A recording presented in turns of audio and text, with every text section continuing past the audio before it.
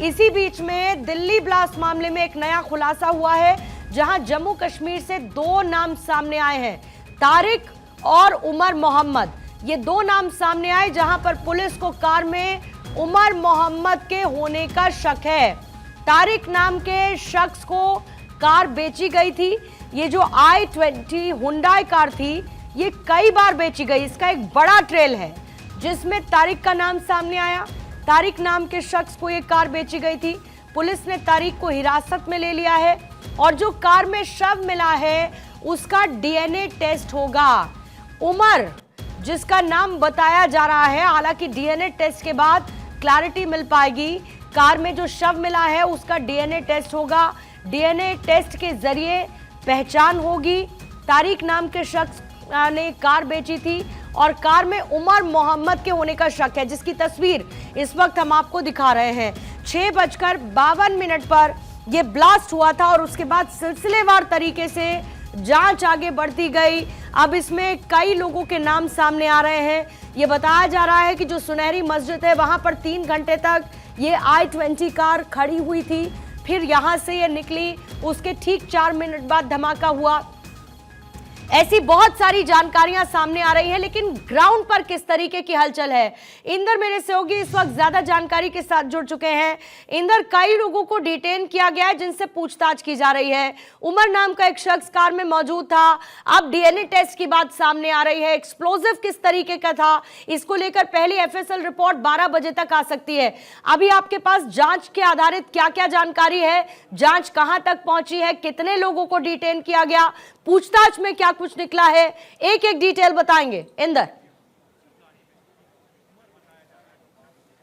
बिल्कुल पूर्णिमा, देखिए इस वक्त मैं ग्राउंड जीरो पर हूं। सबसे पहले मैं कुछ अहम तस्वीरें हैं वो आपको दिखा देता हूं और अपने दर्शकों को। देखिए यहाँ पर जहां पर ये ब्लास्ट हुआ, अब यहाँ पर आप देखेंगे तो जहां पर ये ब्लास्ट हुआ था उसको एक व्हाइट कलर के टेंट से पूरी तरीके से घेर दिया गया है, क्योंकि जो एफएसएल की टीम है वो लगातार जांच कर रही है। सामने आपको रैपिड एक्शन फोर्स और दिल्ली पुलिस के जवान है वो आपको यहाँ पर दिखाई दे रहे होंगे। लेकिन जहां पर ये ब्लास्ट हुआ था, एक अहम तस्वीर है वो भी मैं आपको दिखाता हूँ कि यहाँ पर जहां पर ये व्हाइट आपको तस्वीरों में दिखाई दे रहा है पूर्णिमा, यहां पर ब्लास्ट हुआ था। और ब्लास्ट होने के बाद आप देखिए तकरीबन 50 मीटर कह सकते हैं, आपको ये जो मंदिर दिखाई दे रहा है, दिगंबर जैन लाल मंदिर, लोग जो वहां पर मौजूद थे, जो इस ब्लास्ट की जद में आए, उनके शरीर के जो अवशेष हैं वो इस मंदिर के तीसरे फ्लोर तक पहुंचे हैं। और यहां पर भी एफएसएल की जो टीम है अंदर गई थी, अवशेषों को उन लोगों ने देखी। आप अभी भी गेट पे आपको जो एफएसएल की टीम है वो आपको तस्वीरों में यहां पर दिखाई दे रही होगी। तो आप ये सोच सकते हैं और अंदाजा लगा सकते हैं कि ये कितनी बड़ी इंटेंसिटी का ब्लास्ट रहा होगा कि लोगों के शरीर के जो अवशेष है वो इस मंदिर के तीसरे फ्लोर पर जाकर गिरते हैं। और अगर हम बात करें तो देखिए इस पूरे मामले में 4 लोगों को डिटेन किया गया है, लगातार उनसे पूछताछ की जा रही है। और 2 लोगों को जम्मू कश्मीर से डिटेन किया गया है और 2 लोगों को यहां से डिटेन किया गया है, जिनसे लगातार पूछताछ चल रही है। सूत्रों के हवाले से एक बड़ी खबर यही निकलकर सामने आई है कि देखिए डेटोनेटर और अमोनियम नाइट्रेट, साथ ही जो फ्यूल ऑयल है उसका इस्तेमाल किया गया है। और कहीं ना कहीं बड़ी बात यह है पूर्णिमा इस पूरे घटनाक्रम में कि जो उमर है वो जब पार्किंग में दाखिल होता है तो 3 घंटे तक वो अपनी कार से निकलता नहीं है। फरीदाबाद जो टेरर कनेक्शन है उसमें इसका नाम साफ तौर से जुड़ा हुआ था और पुलिस इसको सर्च भी कर रही थी। लेकिन कहीं ना कहीं जिस तरीके से ये ब्लास्ट किया गया, तो कहीं ना कहीं एक सोची समझी साजिश है। जिस तरीके से लगातार जम्मू कश्मीर पुलिस और हरियाणा पुलिस इनके ठिकानों पर रेड कर रही थी, लगातार इनके लोगों को गिरफ्तार कर रही थी। और फरीदाबाद में जिस तरीके से 2900 किलो के आसपास जो अमोनियम नाइट्रेट पकड़ा गया, तो कहीं ये हमला जो है उसके गुस्से में तो नहीं था, क्योंकि अचानक ये हमला कैसे कर दिया गया, किस तरीके से नहीं, और आपाधापी में भी मुमकिन है इंदर, आपाधापी में भी मुमकिन है, क्योंकि अगर एक तरफ 2900 केजी अमोनियम नाइट्रेट की बरामदगी होती है तो ये आपाधापी का भी हिस्सा हो सकता है कि जो भी आपके पास लेफ्ट आउट है आप उसका इस्तेमाल करते हुए कम से कम देश की राजधानी दिल्ली को दहलाते हुए एक संदेश दे सकते, लेकिन बहुत सारे डॉट्स हैं। रेड्स कंडक्ट की जा रही हैं अलग अलग जगह। जम्मू कश्मीर में भी छापेमार कार्रवाई की जा रही है। फरीदाबाद से कल एक गिरफ्तारी हुई। उमर का नाम अभी सामने आ रहा है, डीएनए टेस्ट होगा, उसको लेकर जानकारी आएगी। लेकिन ये जो सुनहरी मस्जिद के आसपास का इलाका, ये कितना अभी पुलिस की तरफ से खंगाला जा रहा है, क्योंकि बताया जा रहा है कि यहीं पर आकर गाड़ी खड़ी हुई i20 हुंडई कार 3 घंटे खड़ी रही और जैसे ही वहां से पार्किंग से निकली उसके ठीक 4 मिनट बाद यह धमाका हो गया। बिल्कुल पूर्णिमा, देखिए सुनहरी मस्जिद के आसपास का जो पूरा इलाका है वो कॉर्डन ऑफ कर दिया गया है। यानी कि जिस मैं रोड पर हूं, मैं अपने विजय से कहूंगा एक बार आपको दोनों तरफ की तस्वीरें दिखाएं। आप ये देखिए, ये जो पूरा इलाका है ये पुरानी माफ कीजिएगा पुरानी दिल्ली रेलवे स्टेशन की तरफ जाता है। और अगर हम लेफ्ट हैंड की बात करें तो लेफ्ट हैंड में गौरी शंकर मंदिर आएगा और ये चांदनी चौक का पूरा इलाका है और सामने लाल किला है जहां से लोगों की एंट्रेंस होती है और ये पूरा इलाका है। आप देखिए पूरा इलाका कॉर्डन ऑफ है। अब आते हैं हम दूसरी तरफ जहां पर हम आपको तस्वीर दिखाएंगे। देखिए इस साइड की अगर हम बात करें तो ठीक इधर ही जो पार्किंग है वो है और यहां से जब गाड़ी निकल के आती है तो सीधा 4 मिनट बाद गाड़ी में ब्लास्ट होता है और इतनी बड़ी इंटेंसिटी का ब्लास्ट होता है कि लोगों के परखच्चे उड़ जाते हैं। 8 लोगों की आधिकारिक मौत अब तक सामने आई है और 30 से ज्यादा घायल लोग इसमें बताए जा रहे हैं। लेकिन बड़ी बात यह है कि देखिए लगातार जो हमारी सुरक्षा एजेंसियां हैं वो अब रेड्स कर रही हैं। आपको एक अहम ब्रेकिंग ये भी दे दूं कि पूरी रात दिल्ली एनसीआर में संदिग्धों को लेकर रेड्स चली हैं। दिल्ली पुलिस की स्पेशल सेल और जो है वो लगातार अलग अलग इलाकों में रेड करती रही है। लेकिन एक अहम जानकारी यह भी निकलकर सामने आ रही है कि आधिकारिक तौर पर जल्द ही इस पूरे मामले की जांच जो है वो एनआईए के हाथों में जा सकती है। यानी कि एनआईए इस पूरे मामले की जांच कर सकती है। बीती रात की अगर हम बात करें पूर्णिमा, हम आप कनेक्ट थे उस दौरान, यहां पर गृह मंत्री अमित शाह खुद पहुंचे थे। मौका मुआयना उन्होंने किया, यहां पर अधिकारियों से उन्होंने बातचीत की। तो ऐसे में देखिए अब कहीं ना कहीं जो कनेक्शन है वो फरीदाबाद टेरर से तो जुड़ता हुआ साफ नजर आ रहा है। लेकिन जिस तरीके से अमोनियम नाइट्रेट का इस्तेमाल किया गया इस ब्लास्ट में, सूत्रों के हवाले से जो खबर निकलकर सामने आ रही है, साथ ही फ्यूल ऑयल और डेटोनेटर, यानी कि सोची समझी एक प्लानिंग थी पूर्णिमा और उनको ये करना था। लेकिन आपाधापी की आपने जो बात कही वो बिल्कुल सही है। ऐसा भी हो सकता है कि उमर को यह अंदाजा नहीं होगा कि इतनी बड़ी रेड्स हो जाएगी और उनका जो छुपाया हुआ अमोनियम नाइट्रेट था, आप ये सोचिए कि कार में कितना अमोनियम नाइट्रेट होगा। अच्छा, अभी इंदर खबर मिल रही है कि उमर के 2 भाई और मां को हिरासत में ले लिया गया है। उमर से जुड़े हुए 12 लोगों के फोन जब्त कर लिए गए हैं। यानी ऐसे बहुत सारे लोगों का इन्वॉल्वमेंट है जिसको लेकर अभी पर्दाफाश होना बाकी है।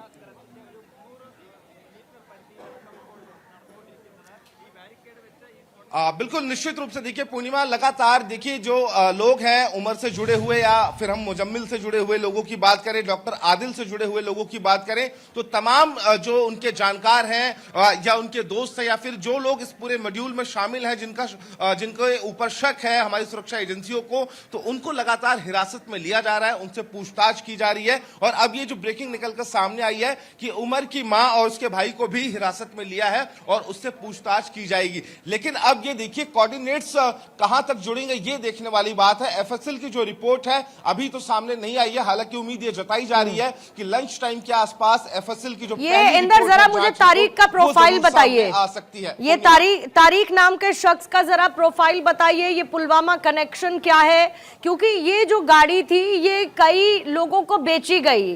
जाहिर है कि ये पकड़ में नहीं आए, इसको लेकर एक कंफ्यूजन की स्थिति बनी रहे। मुमकिन ये भी है कि इसीलिए शायद इस गाड़ी को कई बार बेचा गया।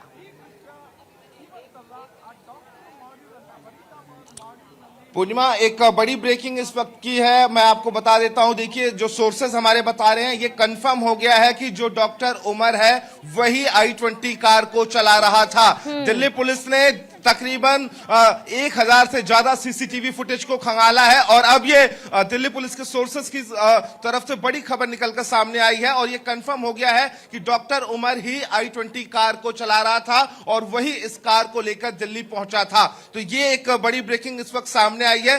तारिक की अगर बात करें तो देखिए पुलवामा कनेक्शन जो है वो तारिक का पुलवामा का रहने वाला है। और अगर हम बात करें तो इस गाड़ी की अगर डिटेल्स में जाते हैं तो कई लोगों को इस गाड़ी को कई बार बेचा गया। तो ऐसे में आप देखिए उस पूरे कनेक्शन को लेकर भी जो दिल्ली पुलिस है वो जांच कर रही है कि कौन कौन लोग इसमें शामिल थे। हालांकि 3 लोगों का नाम जो है वो सामने आया है। सलमान जो है उससे भी लगातार पूछताछ चल रही है। सलमान के जो पड़ोसी हैं उनसे भी पूछताछ जो है वो चल रही है। साथ ही जिस एड्रेस पर रजिस्ट्रेशन था पूर्णिमा, वहां पर रात को ही दिल्ली पुलिस है वो पहुंच गई थी। स्पेशल सेल की जो टीम है वो खुद वहां पर पहुंची हुई थी। और फिलहाल अब पूरे कनेक्शन की जांच की जा रही है कि आखिरकार ये लोग आपस में कैसे मिले, कितना बड़ा ये टेरर मॉड्यूल है और क्या कुछ इनके मन में था। क्योंकि देखिए जिस तरीके से अगर हम बात करें 2900 किलो अमोनियम नाइट्रेट फरीदाबाद के फतेहपुर तगा गांव से पुलिस को जो ज्वाइंट ऑपरेशन चलाया गया था जम्मू कश्मीर पुलिस का और हरियाणा पुलिस का, उसमें बरामद होता है। तो आप ये सोचिए कि साजिश